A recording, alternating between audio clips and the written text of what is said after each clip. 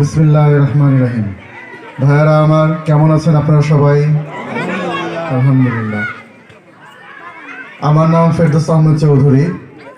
আমি ইসলামী আন্দোলন বাংলাদেশ হাত পাখার প্রতীক নিয়ে নির্বাচন করছি। আপনাদের কাছে এসেছি কিছু কথা বলার জন্য, বেশি সময় নেব না। ইসলাম দেশ ও মানবতার কল্যাণে এবং শরিয়া আইন বাস্তবায়নের জন্য, ইসলামকে এই দেশে প্রতিষ্ঠা করার জন্য ইসলামকেই ক্ষমতায় যেতে হবে, ঠিক কিনা বলেন? এবং ইসলামকে রক্ষা করার দায়িত্ব সর্বপ্রথম কাদের? আমাদের না?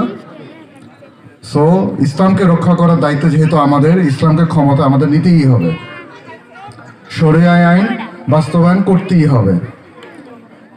তাই আপনাদের মাঝে এসেছি, হাত পাখা প্রতীক নিয়ে নির্বাচন করছি।